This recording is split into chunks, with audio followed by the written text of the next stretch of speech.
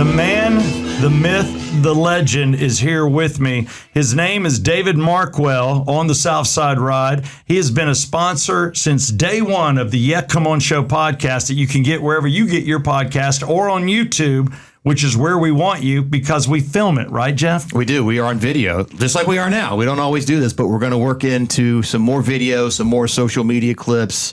We want to go viral. We want to go viral. So we're going to be putting this on our Fox FM Facebooks. You'll see it. You'll see it on my socials as well. And, of course, we're going to attach it to the Yeah Come On Show podcast, which is about life, liberty, and the pursuit of show business. But sometimes your mental issues could get in your way. Your relationships. I mean, look at Jeff. He's now screwed up a second marriage based on him chasing this crazy career. And she was saying, hey, show me the money. Why are you spending so much time with Steve? How much are you making? And it all came up to not much. That's a piece of the equation. It's not the full equation, but I'm sure. Also, Jeff is a horrible lover. He wasn't giving like he should. It definitely wasn't that, but I'm sure Mr. Markwell could. Jeff hated her dog. He kicked it. Did you kick the dog? I don't know. Doesn't matter. I love the dog. I babysit the dog. You know, I still babysit my daughter. We'll talk about it. David Markwell will know whether you are sound mind or not. He knows whether I am. Believe me, when somebody says I'm crazy, I'm like, oh, really? Why don't you call David Markwell? He knows. David Markwell is Markwell Therapy on, I guess, not Facebook, but .com. So Markwell being his last name, Markwell, therapy.com is where you go. You will see Ridgeline Counseling. That is the counseling locations that he owns. He has 2 in Marietta. 1, 2, and he has 1 in Blue Ridge. That's a virtual one. He's not going to talk to you face to face in Blue Ridge. But if you want to see David or any one of his 10 counselors, Ridgeline Counseling, and again, being a sponsor, you offered me something when I started to talk about marriage. I'm sitting there telling on air, look, guys, I'll shut it down when I meet the right one. Then I meet Amanda. I'm like, I'm shutting it down. I haven't kissed a girl since. I had to kick Nasty Cat out. I had to get rid of all these other flight attendants that were calling me. You know, all the people I used to hook up with. No, Miller girl, I can't see you anymore. I'm with Amanda. It took time.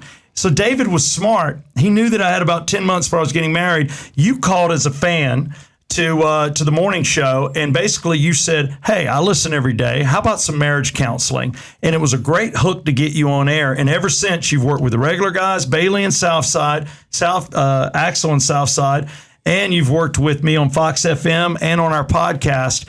And now we've had a relationship for about 12 years. Right. And, dude, you helped me immensely. And I'm going to turn it over to David now because he talks. But basically, I'm a lion and Amanda's an ox. I learned that just in couples counseling, but you do a lot of different types of counseling. And the reason I wanted to have you on, really for me, it's the mental issues out there. We see it every day in the news. We see people that just don't realize how damn crazy they are. And whether it's like 19 nose piercings or colored hair or, politically they're too conservative or too liberal or suicidal. And I just think there's some mental illness that exists now more than ever. Yeah, there definitely has been an increase. And COVID played a huge role with that, but not just COVID. COVID amplified the anxiety among people because if you remember, that's only 5 years ago, we were closed in. We didn't have the ability to get out and socialize that much. How much work did you do online then? I mean, I bet you were just living online, or were you seeing people? So before COVID, I never did any virtual video counseling at all. You had the typical phone call, response to an email or whatever. But then COVID ushered in very quickly. So for about 3 to 6 months, it was a hybrid mix. I would still go in, we'd wear our masks, those types of things. And then we had some that didn't want to come in, so we did virtual. And then after that, if you remember, I got sick with COVID really bad for that period of time. Dude, death's door over here. And so for some people that say COVID's no joke, there are people out there that say, oh, dude, I'd rather have the flu than COVID. You say that. I say it all the time. And I agree. I'm like, give me COVID. I've had it twice, and it was a walk in the park. But it depends. Everybody's body is different. Yeah, right. Everybody's different. And it almost wrecked you. It did. I actually had it twice. The second time was almost like a walk in the park. But the first time, I was out of work for about 7 months with COVID, double pneumonia and things. Couldn't see any clients. I really kept thinking, I hope these clients hold on, and are patient. And I felt fortunate because I'd say about 80, 90% of them did just wait for me, which I think meant a lot to me. And then I got back and then I went virtual, and I've been primarily virtual since then. Right. But you have 2 locations, and for those listening right now on 100.9 in Marietta, you're close to them. What are the 2 locations that you have for Ridgeline Counseling? So we do offer in-person counseling as well. One of our offices is right off the Marietta Square, if you're familiar with the square. Yes. It's about a block from the square, a nice little office park there. Oh, and that is a super nice area. I mean, get some counseling, go have some ice cream. Exactly. Or a cocktail. Exactly. And then the other one is in the East Cobb area, across from Sprayberry High School, for people in Marietta, probably aware of where Sprayberry is at. And then the one in Blue Ridge is outside of Blue Ridge, about 8 miles in a little town called McKaysville. Okay. And it actually, what even brought me to McKaysville years ago was it reminded me of my hometown. We had about 900 people that I grew up with, and McKaysville has about 900 people. There was not a counseling place there. So I thought, what better place to pop up a little spot? And we have a couple therapists that work out of there, some that work out virtual. We pull clients from Tennessee, which is right across the line. They'll see us, and also North Carolina, because it's right there in that corner. So we're able to pull from 3 states in that particular area. Well, now people you know that gamble a little too much. In Murphy, I bet he deals with gambling people. I bet you do. Do you? Yeah, we do. Murphy is very close. It's 40 minutes away. Yeah, it's dangerously close to some of us. I know some people just gamble too much. We now know where Ridgeline Counseling is with 3 locations, and you can go to Ridgeline Counseling on Facebook. Of course, MarkwellTherapy.com is also a way to get in touch with David Markwell. Again, 10 counselors working for him. I have done 18 sessions premarital counseling. I have a quick question. When you do couples counseling, and whichever spouse brings the therapist in, like he brought you in, did that make Amanda defensive? Like, hey, he's more on your side, or you know what I'm saying? Like whichever spouse knows the counselor first. Is there kind of a bias, or do you see bias? That's actually a good question, because it depends on the individual, but a lot of times they do feel there's a bias, like, oh, you're going to choose Steve's side, or you're going to choose Amanda's side, or Jeff's side, or whatever. But a lot of times I think the integral part of it is the role that the therapist can play. If the therapist can actually emphasize that there's not going to be bias. And I think if you were to ask Amanda, I don't think she felt like I was choosing your side. No, because he approached both of us. So he approached us at the same time. So my situation was different. He basically contacted me and goes, I understand you're getting married. If you're interested in marriage counseling. But it was through the radio and through your kind of your world. Yeah, so basically Amanda might have gone, okay, he's a fan of the show, a fan of yours. But, she was gloves off. We had some open discussions, and it helped us immensely. I think counseling does help. My concern in having David in here, and the cool thing is when you're in David's office, you got like that Pink Floyd kind of funky artwork that he has, and then you see diplomas, and you're like, okay, this is an educated man, soft-spoken, calm. I don't know. I've never seen David. I feel very calming. Yeah, I can kind of feel that. David can read to you and put you to sleep, but he also can drive a nail right through your soul, telling you, you need to do this, you need to do that. What you're seeing, and I've been in the lobby. I'm in the lobby, and I come out of I guess there's a crying room if you need it, but there's a regular room. I never cried. I went out the regular, but there was like a 12-year-old kid there, with his mom. And I was watching him, and I don't know what issues. It could be divorce. It could be whatever. But you see types of things. What do you primarily deal with? And I just want people to understand, obviously the suicide rate is higher, or maybe we just know about it. What are you seeing out there? Because I think us, not you, but I think mainly Jeff, your age group has raised some kids that are a little bit of Puss in Boots. And I think we're emotionally, it's not like the 70s where you grew up not wearing helmets, a car seat or not. We were a little rougher and tougher. I think the world's gotten softer, and I think a little more mental. Am I wrong? Well, is this a good time for your profession, or am I wrong? Well, I don't think there's ever a bad time for the profession, in the sense that I think there's always a need for, and I feel fortunate that our profession is always there for people. But I will say this, you all may be aware of this, but brain development has changed over the years. If you go back, let's say 50 years ago, what's called executive functioning, which is right here in the front part of our brain. That's the part of our brain that has to do with impulse control, decision making. The whole idea is, should I say this or not say this? Should I do this, not do this, or whatever? Back 40, 50 years ago, if you look at an 18-year-old back then, they were doing very different things than an 18-year-old today. Yeah, they could change a tire, for example. They could change a tire. Many of them would, as soon as they graduated, they would either get married, get a job, go into the military, that type of thing. So what happened was the brain was matching that, if that makes sense, matching the challenge coming to it or whatever. So what's happened over a period of years and decades is now the most recent research shows that the frontal part, the executive functioning, finishes wiring around 25, 26 years of age.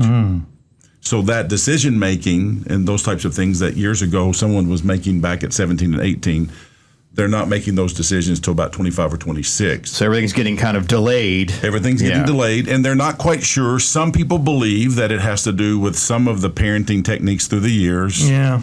I make jokes. Obviously, I'm not qualified, and I like shock humor. So, yeah, I don't know. I just think that has a role. It's like we've lost our John Wayne mentality of like, oh, you don't know how to swim? I'm going to throw you in the pool, and you're gonna swim. And now we do lessons, and we put our faces in, and There's less natural consequences. My thing was, well, if you don't want to wear a jacket, don't wear a jacket. You're going to be cold. Yeah, and then you can decide. Then you'll learn, oh, okay, I need a jacket. It not to be the mom hovering, you got to wear a jacket, That's just hot. Those kinds of things are what we do now. Yeah, that's hot. If you touch it, you're going to burn your fingers. So touch it, and you won't do it again. Yeah. Whereas now they're like, I don't want my baby getting a scar. Oh my God, we have to have a gate to keep them away from the oven because they could, it's just. So that I think has played a role with the parents. Is that my phone? What a time, Jeff. Can you kill that, or is it yours? Good Lord, we got phones ringing. This is live radio. I don't even know where that's coming in at. Oh, it's under me. I got it. Boom. Good Lord. Look, this is what I'm tired of. You want to know why I need to talk to you? Robocalls. I don't know anybody in a 912 area code. Quit calling me. Do they leave messages, by the way? No. And when you pick up, there's that delay. Like, oh, God, somebody was dumb enough to pick up. Now I got to get my speech ready. Right. I hate it. And by the way, what Jeff's talking about, the consequences, there are actually two types of consequences that they think have played a role. One's natural consequences, and one is logical consequences. So a natural consequence would be if you don't wear a coat outside and you get cold, that's a natural consequence, because you're cold now, you didn't wear a coat. A logical consequence is where it gets a little bit more tricky for parents, okay? You have two young ones, and so a lot of times the logical consequence are where the parents step in and there might not be a natural consequence that fits that situation, so you have to come up with one. Right. And it's not necessarily the same as a punishment. A punishment basically is just you did something and here's your punishment, okay? So like, I'll give a quick example. If someone is not doing their homework and you're like, okay, that's it, no dessert tonight. By definition, that's a punishment because the ice cream or whatever is not really connected to not doing their homework. But if you said, all right, you're not doing your homework, you don't get extra playing time on your system, a game system or whatever, because you need that time to study, that it would be considered a consequence. That's better. I like that. I like that a lot. See, that makes sense. And those are the type of things, I think, just parents coming in, because you do family counseling as well. So it's even parents, if you're questioning whether you're doing the right thing, you can talk to someone. You don't have to raise kids the way your parents did or way your brother or sister's raising their kids. And if you think you're kind of messing up or making mistakes, then it's one of those things that, I think counseling is always a gift. My father believed in counseling. And he got kinder and nicer through counseling. He realized he had a temper. He realized that he was basically portraying his father, who had a vicious temper, and basically it made him kinder. And he learned more about himself. I think you can learn about yourself if you get out of your own way. And sometimes a third person helps with that. And also, there comes the issues with young people. And what I'm going to do is I'm going to actually have one more break with David Markwell from Ridgeline Counseling. And that's what we want to talk about now. We'll go into what it's like with children and how you can help kids and who actually needs counseling and what can they help with. What are you dealing with at home that can keep you from having a divorce? you definitely needed counseling, Jeff. I did it the first time. We went through lots, so I'm very schooled in the counseling thing. Couldn't save my it. first one, yeah. We went through several, and there was just some things that were an impasse is a word that I learned in therapy. There was an impasse. Sometimes you look at them and go, you know what, you're better off without each other. But with your kids, they're your kids, and it's your job. There's a responsibility to making them good people and making the world better for those that are left here after we're gone. Speaking of that, I cannot reveal names, of course. Sure. But I have a client right now that is that knows you very well. Really? And was sharing a lot of high school stories and things of Southside Steve. It was really interesting. Wow. So some of his therapy is talking about Southside Steve. Oh, wow. Did I hurt or help? Well, I don't know. Is it an ex-girlfriend? I don't know. I'm sure whoever it is not the only one. There's probably several therapists that have heard the name Southside Steve over the years. Yeah, I can tell you there's about 6 girls. One of my trainer for many years, he goes, you broke her. You broke her. He goes, dude, if you don't marry this girl, you're going to break her. And I'm like, didn't. But that's funny. But he told me to tell you that he said, if you ever see, not to tell him his name, but he just said, tell Steve that I'm talking about him. So he knows a lot about just the young Southside Steve, not just the Southside Steve as an adult. I was terribly kind. I was athletic, but I was skinny, and it cost me, boy, being really thin in 8th, 9th, and 10th grade. You get picked on by the bigger kids, but then there was an evening out, and then before it was over, I got what I think was the hottest girl in high school. Mm-hmm. But that was right at the end of my senior year. So, A to Z. But you know what? That's the challenges for everyone. Nobody, has it easy. Even people you see people with wealth, you're like, oh, they got it made. No, there's issues that come with everything. So I just wanted to speak to counseling in general, just letting people know, first off, if you're going through anything, this is a guy to talk to. My opinion, if my opinion matters. I was involved in counseling in the 6th and 7th grade. I went to a boarding school because of basically I was hyperactive attention deficit, and my parents did not want to give me a pill. Boy, had they given me one, I think I'd have been a rock star. They should have medicated me. I don't know. I'd like to ask you. You would say no. I would like to ask you about that later. I mean, are we being overdiagnosed in the ADD, ADHD thing for kids these days compared to 40 years ago? Well, that's a great question. The overdiagnosing is something that's always been a concern. The interesting thing about ADHD is that a lot of people think that it's a fairly new type of thing. Mm-hmm. It actually has been around since the early 1900s. But here's a little lesser known fact. When it was first talked about, it actually was referred to as minimal brain damage. Damn. I knew that's what it was called. I'm damaged. No, because what they thought is all these doctors had these little, most of them boys, that were running around and they couldn't remember things. They couldn't recall things. They wouldn't concentrate. Couldn't read a page without going, So they were thinking there must be some minimal brain damage there and so forth. And then they realized it's not minimal brain damage. It actually is, going back to executive functioning, that's the part of the brain that gets impacted by ADHD, is all that planning, scheduling, organization, those types of things, follow through. It's always tough. So with regard to overdiagnosing, the unfortunate part is there's no blood test to take to say you have ADHD. You just have the symptoms, right? Yeah, you have symptoms, and there are little checklists that where it gets a little tricky is that sometimes there are other things that can have the same looking symptoms. Like anxiety is very closely looked at, and that might be what the child is doing. They can't concentrate in class because they have high anxiety, when in fact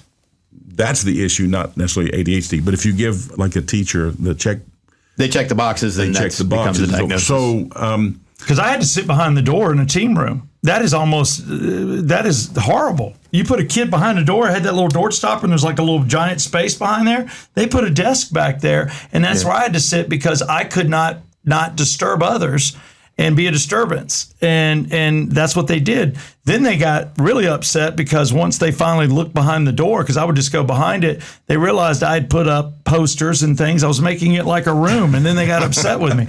So, but it never bothered me. I wasn't embarrassed by it. I just did it. But those type of issues with anyone, again, it's children, it's adults, It's young people. Counseling saved my father. I'll tell you right now, it made him such a nicer person. He was so good to grandkids versus us. And he apologized so many times about things he had done in the temper.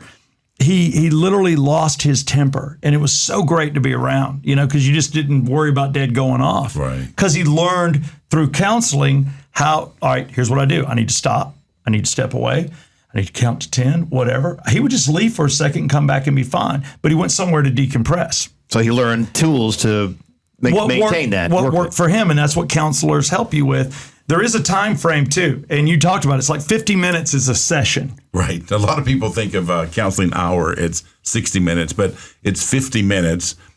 They allow that extra 5 or 10 minutes for notes and bathroom break or whatever it may be. But so when people come in, now, it can also be adjusted. If someone wants a 30-minute session, we definitely can adjust schedules for that as well. But the average counseling session is 50 minutes. Yeah.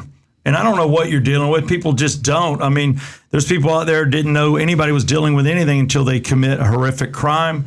I just go to the violence that I see. I go to, suicide. Why people that want to kill themselves feel like they have to go into a school and kill 20 kids, then themselves. I can't even comprehend. I hate reporting on it. I don't want to see a picture. It just breaks my heart. If anything happens to a child, it kills me. Right. Especially now that I've had kids. But I think there's so many people that are dealing with stuff that can help you at work. It can make you a better employee. It can make you a better business owner, a better person. And we just know that you might be dealing with something. And I just want to close with this. People out there that are worried about an employer finding out that they're getting counseling, and they're like, oh, God, what if my boss found out? And then now he thinks something's wrong with me. Nothing's wrong with you. You're making yourself a better person. But how can people, they can contact you to find out. There's ways of going about it where nobody has to know you're seeing a counselor, but it can still be taken care of by insurance or different programs. Correct. So what people would need to know, they also could call our office and contact us, and we could help them. That's what I would do. Contact the office and let them walk you through it if you're worried about anybody knowing. It's nobody's business. It's your business. If you want to talk about it, you talk about it. For some reason, people in alcohol awareness, AA, or whatever, they want to tell people, hey, here's my chip. I'm not drinking. I'm going into my meetings. But sometimes with counselors, people don't want them to know. Right. And the only time that a supervisor or a boss would know is what's called a management referral. And that's someone that management has realized they have to go because otherwise they're going to lose their job. So the management refers them. So yes, in that case, which is rare. The others, no one knows. The employer doesn't know. HR doesn't even know if they've even made the call. They just get a number and that's it. And it's very private and things. And can help. I'm sure some companies these days probably encourage it. So some they probably would like to see. Oh yeah, good. They're taking care of themselves. They're going to be better employees. Right. So that a lot of companies have picked up that as a benefit, a perk, and a lot of people aren't even aware of it. Yeah. We tell people when they first call in, when they say we'd like to use insurance, we'll say, do you have EAP benefits? That's what they're called, employees assistance benefits. The reason for that is it saves them money. They don't have any copay, deductible, or anything else. And they usually get about 8 sessions for free. Wow. So why not? So here's how you contact David Markwell. You can contact us at markwelltherapy.com or ridgelinecounseling@gmail.com if you want to email me directly. And the office number is 770-993-9700. Boom. And there it is. I want to thank you for coming in. And for a guy that has been the counselor for radio, you were there when we did Fun Marriages. You were there when we did the first lesbian wedding and the weddings with Bailey and Southside and the regular guys, my entire career. And he helped me before getting married. And like I said, you'll hear me mention him every time we do a Yeah Come On Show podcast. I just want to say thank you. And can I get a Yeah Come On? Yeah, come on.